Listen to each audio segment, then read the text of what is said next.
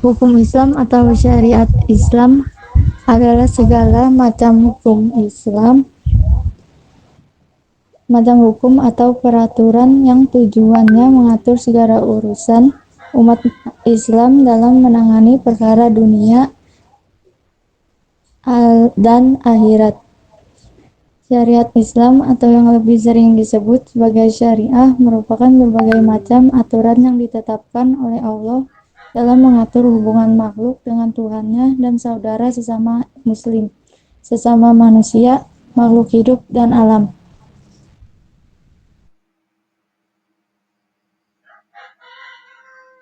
Sumber hukum Islam ada 3.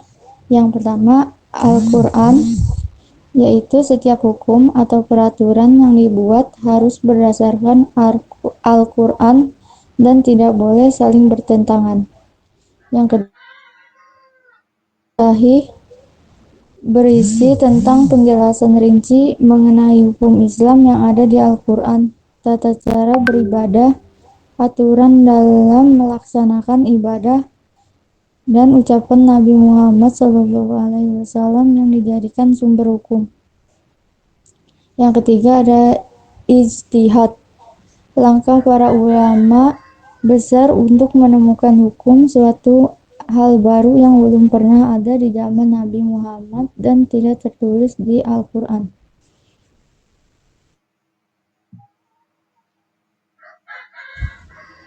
Selanjutnya, tujuan hukum Islam. Yang pertama, pemeliharaan akal. Yang kedua, pemeliharaan kemuliaan. Yang ketiga, pemeliharaan jiwa.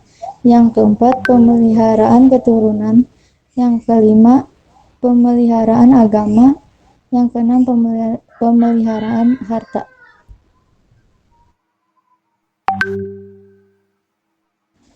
Materi selanjutnya akan dibacakan oleh Anissa. Berikut adalah jenis hukum Islam. Yang pertama, hukum taklifi. Berarti perintah Allah yang berbentuk pilihan dan tuntutan. Terdapat 5 jenis hukum taklifi, yaitu wajib, sunnah, haram, makruh, dan mubah. Yang kedua, hukum wadiyah. Hukum yang menjadikan sesuatu itu sebagai sebab adanya yang lain, atau syarat bagi sesuatu yang lain, atau sebagai penghalang bagi sesuatu yang lain. Yaitu sebab, syarat, penghalang, rukhsah, azimah, dan sah batal. Prinsip dalam hukum Islam. Hukum Islam didasarkan pada beberapa prinsip dan asas yang menjadi landasan dalam mengambil keputusan hukum, yaitu yang pertama, ijtihad. Ijtihad adalah proses penafsiran hukum berdasarkan Al-Quran, hadis, ijma, dan qiyas. Yang kedua, maslahah, yaitu prinsip kesejahteraan umum dan manfaat yang menjadi pertimbangan dalam mengambil keputusan hukum. Yang ketiga, adil, yaitu prinsip keadilan yang menjamin perlakuan adil bagi seluruh individu dalam masyarakat. Selanjutnya, pengaruh hukum Islam di masyarakat muslim. Yang pertama, mempengaruhi berbagai aspek kehidupan dari tata cara beribadah hingga tata tertib sosial dan ekonomi. Yang kedua, menjadi landasan hukum bagi negara-negara tertentu di mana aspek-aspek tertentu dari hukum Islam diintegrasikan ke dalam sistem hukum nasional maupun internasional. Yang ketiga, seiring berkembangnya zaman, umat muslim terus berusaha menghadirkan esensi nilai-nilai Islam dalam konteks kekinian.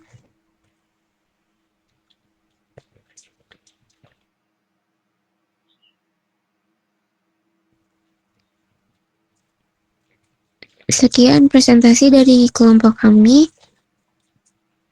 Apakah ada yang ingin bertanya? Ya, sebelum Anda ke pertanyaan, saya ingin sedikit menjelaskan ya. Coba dari slide awal Anissa atau Zahra.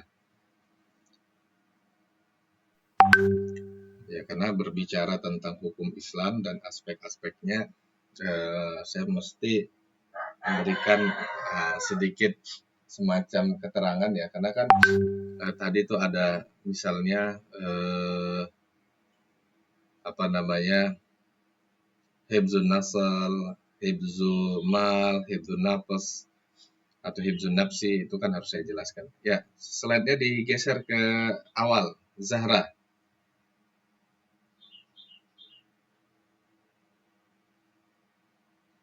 Zahra, dia dimulai lagi dari awal slide-nya. Oh, maaf, saya ngomong sendiri tadi. Ya, saya mau menjelaskan kembali apa yang disampaikan oleh Anissa ya.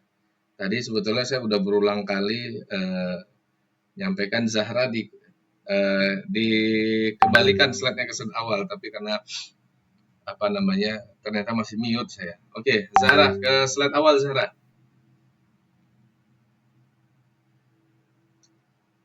Oke, next. Ini ya, kita berbicara hukum Islam atau syariat Islam. Nah, nanti sedikit komentar dari saya, ada hukum Islam, ada syariat Islam, ada fikih Islam. Nah, hukum Islam dengan syariat Islam itu sinonim. Tapi hukum Islam, syariat Islam dengan fikih Islam itu memiliki sedikit perbedaan. Karena yang dimaksud dengan fikih Islam itu adalah produk hukum tapi yang belum disepakati. Sehingga wilayah fikih Islam itu adalah wilayah ijtihadiyah dan sering sekali kita mendapati ada perbedaan di antara para ulama terkait dengan hukum tertentu atau hukum perbuatan tertentu di situ. Contoh, misalnya apa hukum kunut? Ada yang mengatakan kunut subuh itu sunnah, ada yang mengatakan kunut subuh itu makruh misalnya. Nah, itu fikih. Tapi kalau sudah sesuatu yang disepakati dan apa bahasa lainnya itu maklum fiddin bid-darurah, sudah populer di masyarakat, kita sebut hukum Islam karena memang tinggal menjalankannya dan tanpa ada perbedaan pandangan di situ. Contohnya hukum mencuri apa, hukum berzina apa, begitu kan, haram begitu. Hukum sholat apa, wajib gitu. Hukum jual beli apa, begitu ya. Nah, itu bedanya hukum dan fikih. Maka di sini segala macam hukum atau peraturan yang tujuannya mengatur segala urusan umat Islam dalam menangani perkara dunia dan akhirat. Ya, syariat Islam atau yang lebih sering disebut sebagai syariah merupakan berbagai macam aturan yang ditetapkan oleh Allah dalam mengatur hubungan makhluk dengan Tuhannya, ini namanya ibadah ya. Dan saudara sesama muslim, nanti muamalat, sesama manusia, makhluk hidup, dan alam. Ini semuanya disebut muamalat. Nah, muamalat itu nanti terbagi-bagi lagi. Ada muamalat yang sifatnya itu muamalat kita dalam rumah tangga. Muamalat itu kan interaksi ya, diambil dari kata amal dengan wazan mufa'alah. Muamalah artinya hukum yang terkait dengan interaksi di antara kita. Kalau interaksi di antara keluarga namanya akhwal saksiyah biasa disebut, atau hukum yang terkait dengan kekeluargaan. Kalau muamalatnya itu terkait dengan interaksi sosial di aktivitas ekonomi seperti jual beli, utang piutang, bisnis, nah nanti itulah yang kita sebut dengan fikih muamalah. Nanti kalau terkait dengan kejahatan disebut dengan jinayat, gitu. Udah kita pernah pelajari ya. Oke, next. Nah, sumber hukum Islam itu secara umum adalah Al-Quran, hadis sahih, dan istihad. Yang dimaksud dengan istihad di sini, kalau hadis Al-Quran kan udah jelas ya, hadis juga udah jelas, hadis sahih. Karena hadis mungkar, hadis dhaif itu tidak bisa dijadikan dasar hukum. Dan istihad, nah istihadnya adalah aktivitas ulama untuk menentukan hukum suatu hal yang belum pernah terjadi di zaman Nabi yang tadi kita sebut dengan fikih gitu ya. Jadi para ulama beristihad nih apa ya hukumnya, misalnya rokok, apa sih hukum rokok, dulu di zaman Nabi nggak ada rokok, maka para ulama beristihad. Oh ternyata rokok misalnya merugikan kesehatan, ya paling nggak makruh lah rokok itu.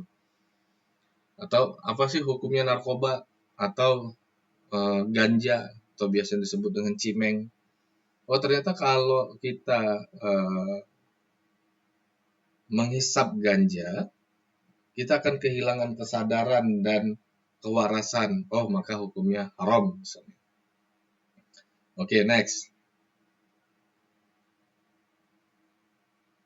Nah, ini ada beberapa yang disebut dengan maqasid atau tujuan dari hukum Islam. Kenapa hukum Islam itu diturunkan? Misalnya untuk menjaga dan memelihara akal.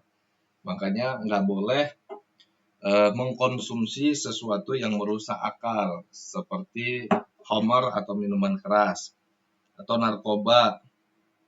Ya, kenapa? Karena fungsi akalnya akan hilang, begitu. Nah, terus apalagi? Memelihara kemuliaan. Ya, atau nanti ada juga yang menggabungkannya dengan memelihara keturunan, gitu. Makanya diperintahkan menikah, gitu. Nggak boleh hubungan suami istri itu seperti kebo, seperti kambing, asal ketemu jadi, begitu. Enggak, harus ada nikah. Bahkan pisahnya juga harus baik-baik, namanya perceraian. Ya, itu untuk menjaga kemuliaan dan keturunan. Terus memelihara jiwa, makanya nggak boleh ada pembunuhan. Dan diperintahkannya kita menikah untuk melanjutkan reproduksi manusia gitu. Nggak boleh apalagi selain membunuh yang bisa merusak jiwa, korupsi misalnya. Kenapa? Nanti bisa menciptakan kemiskinan dan bahkan sampai pada posisi orang bunuh diri misalnya. Pemeliharaan keturunan tadi ya, nikah. Pemeliharaan agama, makanya kita diperintahkan mempelajari agama dan diharamkan murtad. Gitu, atau perempuan diharamkan nikah dengan lelaki non-muslim gitu. Nah, pemeliharaan harta itulah sebabnya kita dikawal melalui syariat yang ada dalam aspek muamalat. Nggak boleh jual beli sembarangan, ada aturannya gitu. Nah, itu karena hibzul mal atau pemeliharaan harta. Oke, lanjut. Nah, jenis hukum Islam. Nah, ada yang disebut hukum taklifi. Ini perintah Allah yang berbentuk pilihan tuntutan. Jadi sebetulnya gini, hukum taklifi ini adalah dia itu perintah, larangan dan ikhtiar gitu. Perintah dan larangan. Maka perintah dan larangan itu ada kalanya perintah wajib sifatnya, ada di bawah wajib namanya mandub atau sunnah. Ada nanti larangan haram, makruh, mubah. Jadi setiap perbuatan kita itu boleh jadi perbuatan kita itu hukumnya wajib. Contoh, apa hukum datang ke kampus untuk belajar? Wajib, karena Islam mengajarkan kita untuk belajar misalnya. Apa hukum perbuatan kita? Misalnya hukum perbuatan itu apa? Misalnya apa hukum perbuatan kita ngebut-ngebut di jalan misalnya gitu ya. Haram, kenapa? Membahayakan orang lain gitu misalnya. Kayak gitu ya. Gitu. Apa hukum perbuatan kita makan? Makan paling enggak sunnah gitu. Bahkan bisa wajib kalau misalnya kita nggak makan-makan dan membahayakan diri kita. Nah, selain hukum yang satu itu ada juga hukum wad'i. Hukum wad'i itu adalah hukum kalau secara harfiah kita katakan hukum buatan manusia ya. Dia dibuat sebagai aturan gitu. Misalnya terkait dengan sebab, syarat, mani atau penghalang, rusuh, azimah, sah dan batal. Contohnya gini, apa syarat sah sholat? Nah, itu nanti kita tuh yang beristihad, dalam hal ini para ulama, untuk menyatakan ini loh syarat sahnya, ini loh yang membatalkan gitu. Nah, apa sebab wajib sholat begitu, apa aja gitu. Nah, yang kayak gitu-gitu tuh nanti kita pelajari di usul fikih, di ahkamul wad'i. Terus next. Nah, ini ada prinsip dalam hukum Islam. Hukum Islam didasari pada beberapa prinsip, diantaranya adalah istihad, proses penafsiran hukum berdasarkan Al-Quran, hadis, ijma, dan qiyas tadi ya. Istihad itu kita itu mengeluarkan kesimpulan hukum begitu. Oke, terus kemudian ada maslahat atau masalih, prinsip kesejahteraan umum dan manfaat. Jadi kenapa Al-Quran dulu dibukukan, padahal kan tidak pernah diperintahkan oleh Allah, tidak pernah diperintahkan oleh Nabi. Tapi problemnya maslahat. Ya, problemnya maslahat karena waktu itu ada kebutuhan kaum muslimin. Karena kalau nggak dibukukan, para penghafal Quran berkurang dan nanti dikhawatirkan Al-Quran justru tidak terjaga orisinalitasnya. Ada prinsip keadilan ya, yang menjamin perilaku bagi keadilan bagi seluruh individu dalam masyarakat. Oke, next. Nah, ini ada pengaruh hukum Islam di masyarakat Muslim. Ya, mempengaruhi berbagai aspek kehidupan dari tata cara ibadah hingga tata tertib sosial dan ekonomi, menjadi landasan hukum bagi negara-negara tertentu di mana aspek-aspek tertentu dari hukum Islam diintegrasikan ke dalam sistem hukum nasional. Yes. Oke, next. Oke. Saya pikir kita siap-siap langsung ke kelompok 2 ya. Kelompok ya, kan kita hari ini dua kelompok ya.